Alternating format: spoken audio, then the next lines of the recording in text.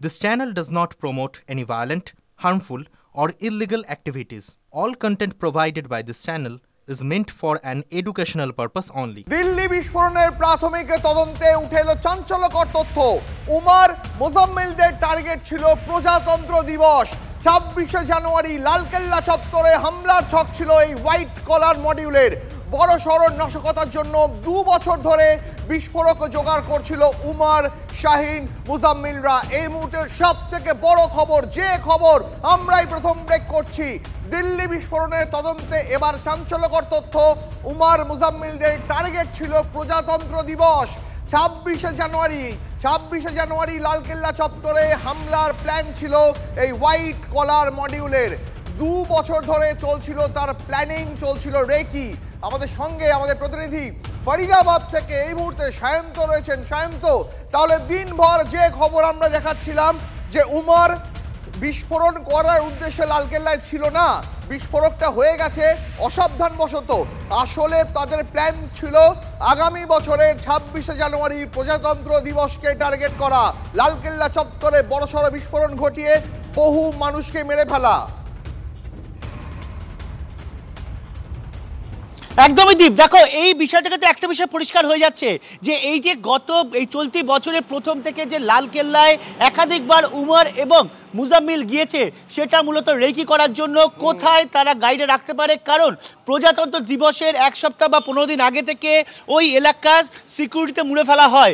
তাহলে সেখানে যদি বিস্ফোরক রাখতে হয় তাহলে কিভাবে রাখা যাবে, সেটা লালকেল্লার ভেতরে কিভাবে রাখা যাবে। যদি লালকেল্লার ভেতরে রাখতে হয় তাহলে কোথাও সর্ষের মধ্যে ভূত, অর্থাৎ লালকেল্লার ভেতরে থাকা কাউকে না কাউকে হাত করতে হবে। এবং সেই কারণে কিন্তু মূলত তারা গত 2 বছর ধরে প্ল্যান করছিল প্রজাতন্ত্র দিবসে, যেখানে প্রধানমন্ত্রী, রাষ্ট্রপতি প্রত্যেকেই উপস্থিত থাকেন, সেখানে যদি বিস্ফোরণ ঘটাতে পারত তাহলে কিন্তু শুধু প্রাণহানি হতো না, ভারতকে কিন্তু অন্য দিক থেকে দুর্বল করে দেওয়া যেত।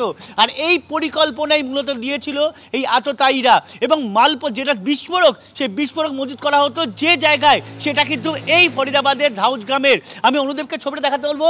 এই সেই ঘর যেখানে মূলত 360 কেজি বিস্ফোরক লোকানো ছিল, যেখানে টাইমার এবং 20 টাইমার, আগ্নেয়াস্ত্র সবকিছু লোকানো ছিল।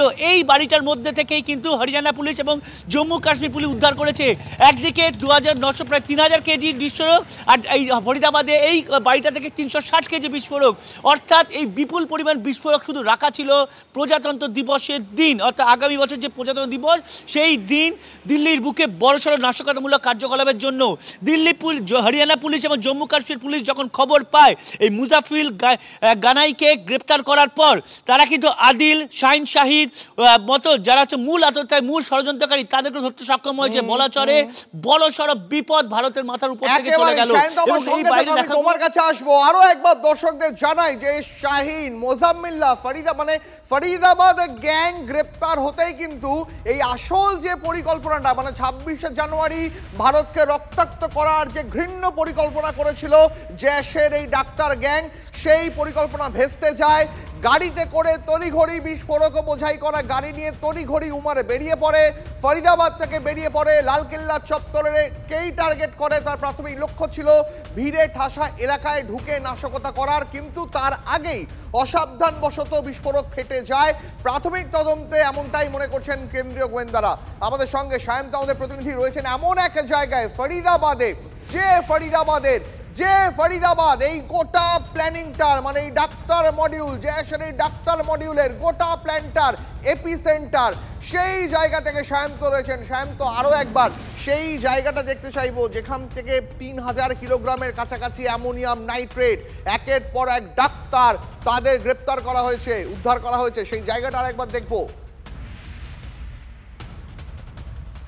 একদমই দীপ, সেই ফরিদাবাদ ধাউজ গ্রাম, এই গ্রামে কিন্তু বছর খানেক ধরে থাকছিল মুজাম্মিল গানাই। এই ঠিক ওপরে ফ্লোর, আমি অনুদীপকে ছবিটা দেখাতে বলবো, এই ওপরে ফ্লোর ভাড়া নিয়েছিল। কিন্তু স্থানীয় বাসিন্দারা যেটা জানাচ্ছেন, মুজাম্মিল বাড়ি ভাড়া নিলেও এই বাড়িতে সে থাকতো না, থাকতো তার ইনস্টিটিউট অর্থাৎ আল-ফাল্লাহ ইউনিভার্সিটির ভেতরে হোস্টেলে।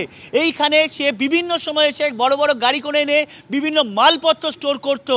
আর কি মালপত্র সেটা কিন্তু পুলিশ যখন হানা দেয় তখনই বোঝা গেল যে বিপুল পরিমাণে বিস্ফোরক। আমি তোমার কাছে আসবো, আরো বিস্তারিত এই নিয়ে আলোচনা করবো, তবে এই মুহূর্তে অবসরপ্রাপ্ত এনএসজি কর্তা দীপাঞ্জন চক্রবর্তী আমাদের সঙ্গে রয়েছেন। দীপাঞ্জন দা, এই মুহূর্তে টিভি9 বাংলা সব থেকে বড় যে ব্রেক করছে, 26শে জানুয়ারি লালকেল্লা চত্বর ছিল এই জৈশ জঙ্গিদের হামলার মূল টার্গেট, কিন্তু সোমবার তাড়াহুড়ো করে পালাতে গিয়ে অসাবধানবশত বিস্ফোরণ ঘটে যায়। আর শুধু তাই নয়, গত প্রায় 2 বছরেরও বেশি সময় ধরে এই লালকেল্লা চত্বরে বারবার রেকি করেছে এই উমর মুজাম্মিলরা। দেখুন, এই যে ঘটনাটি ঘটেছে, দুর্ঘটনাটি পরশুদিন, এটা একটা নিঃসন্দেহে ওদের জন্য একটা বিরাট বড় সেটব্যাক এবং ভারতে বা ভারতবাসীদের জন্য একটা অত্যন্ত ভালো খবর। ডেসপাইট দ্য ফ্যাক্ট আমরা বেশ কিছু সহনাগরিককে হারিয়েছি, কারণ জৈশে মোহাম্মদ যেভাবে সারা ভারতবর্ষে এবার এরা প্ল্যান করেছিল, উত্তর, দক্ষিণ, মধ্য এবং পশ্চিম ভারতের বেশ কিছু বড় বড় শহর এবং তার পার্শ্ববর্তী এলাকাকে নিয়ে যে বিরাট বড় মডিউল ওরা তৈরি করেছিল, যেটা ওই 2010-এর আগে যে ঘটনা ছিল ভারতবর্ষে রোজ বম ব্লাস্ট হতো, সেটার পুনরাবৃত্তি করার ওরা প্ল্যান করেছিল, সেটা ভেঙে যায়। এবং এটা শুধু দিল্লি এনসিআর নয়, এই প্ল্যান ওরা পশ্চিম ভারতে মুম্বাই এবং পার্শ্ববর্তী এলাকা, দক্ষিণ ভারতে ব্যাঙ্গালোর পার্শ্ববর্তী এলাকা, এই বিভিন্ন জায়গা ধরে করছিল। এটা একটা ভয়ঙ্কর ষড়যন্ত্র। আমি আশা করব ভারত সরকার যথোপযুক্ত ব্যবস্থা নেবে, because this is a high time to declare this is an act of war. আমরা তার জন্য অপেক্ষায় রয়েছি। দীপাঞ্জন, অনেক ধন্যবাদ আপনার প্রতিক্রিয়ার জন্য। সায়ন্ত আমাদের সঙ্গে রয়েছেন, আমি সরাসরি আরেকবার সায়ন্তর কাছে যাবো। সায়ন্ত, তার মানে জঙ্গিদের মূল যে প্ল্যানটা ছিল, যেটা মেন টার্গেট ছিল, যে 26শে জানুয়ারি লালকেল্লাতে বড়সড় ব্লাস্ট করা, একসঙ্গে কয়েক হাজার মানুষ মারা, সেই বড়সড় প্ল্যানটা কিন্তু গোয়েন্দারা এবং পুলিশের এবং তার পাশাপাশি ইন্টেলিজেন্সের যে অফিসাররা, তারা কিন্তু মূল প্ল্যানটা ভেস্তে দিতে পেরেছে। একদমই দীপ, দেখো পুলিশ গোয়েন্দা যে যৌথ সহযোগিতা যেভাবে কাজটা করেছে, যেভাবে জঙ্গি বা আততায়ী বা জৈশে মোহাম্মদের এর নির্দেশে যে মডিউল কাজ হচ্ছিল এই ফরিদাবাদে, তাদের যে সম্পূর্ণ পরিকল্পনা ভেস্তে গিয়েছে, তা কিন্তু নিঃসন্দেহে অত্যন্ত উল্লেখযোগ্য সাফল্য। তবে তোমাকে আরেকটা বিষয় বলে রাখি, পুরো প্ল্যানটা কিন্তু এই ফরিদাবাদে, এই ধাউজ গ্রামের এই বাড়িতেই ছক কষা হয়েছিল। আর তোমাকে আরেকটা জিনিস দেখাবো, এই হচ্ছে সেই বাড়ি যেখানে মুজাম্মিল থাকতো। আর এই রাস্তা, এই ঠিক এই ট্যুরে, অর্থাৎ ঠিক 10 মিনিট ট্যুরে রয়েছে কিন্তু ওই আলফাল্লা ইউনিভার্সিটি। ঠিক এইখান থেকে যেতে হতো আলফাল্লা ইউনিভার্সিটি, অর্থাৎ এইখান থেকে বেশি দূর না, মেরে কেটে 10 মিনিট। অর্থাৎ এই বাড়িতে বসে পরিকল্পনা তৈরি করা এবং ইউনিভার্সিটি থেকে এই যাবতীয় কেমিক্যাল। এই মুহূর্তে আরেকটা বড় ব্রেকিং পাচ্ছি, সায়ন্ত আমাদের সঙ্গে থাকো, এই মুহূর্তে আরেকটা ব্রেকিং পাচ্ছি। শুধু 26শে জানুয়ারি নয়, এর আগে চলতি বছরের দীপাবলিতেও ভিড়ে ঠাসা দিল্লিকে টার্গেট করেছিল এই হোয়াইট কলার মডিউল। গাড়ি ভর্তি বিস্ফোরক কোথায় রাখলে সব থেকে বেশি ক্ষতি হবে, সব থেকে বেশি মানুষ মারা যাবে, তা জানতে একাধিকবার রেকি করেছিল এই মোজাম্মিল আর উমর। তার মানে শুধুমাত্র 26শে জানুয়ারি নয়, এর আগে দীপাবলিতেও দিল্লিকে টার্গেট করা হয়েছিল। আমাদের চিফ রিপোর্টার সিজার আমাদের সঙ্গে রয়েছে। সিজার, তার মানে একাধিকবার মোজাম্মিল আর উমর একসঙ্গে এবং আলাদা আলাদাভাবে এই লালকেল্লা চত্বরে রেকি করেছে। দিওয়ালির সময় ব্লাস্ট করতে চেয়েছিল, কিন্তু করতে পারেনি। দেখো, সেরকমই বিচ্ছিন্ন বেশ কিছু তথ্য থেকে সেরকমই একটা সিদ্ধান্তে আসার চেষ্টা করছেন গোয়েন্দারা, কারণ তাদের যা পূর্ব গতিবিধি পাওয়া যাচ্ছে তাতে দেখা যাচ্ছে দীর্ঘ 2 থেকে 3 বছর ধরে তারা এই একটা বড় ধরনের নাশকতা এক্সিকিউট করার চেষ্টা করছে এবং সেই উদ্দেশ্যেই তারা কিন্তু ক্রমাগত বিভিন্ন ধরনের বিস্ফোরক এবং তার সংক্রান্ত যে জিনিসপত্র সেগুলো জোগাড় করছিল।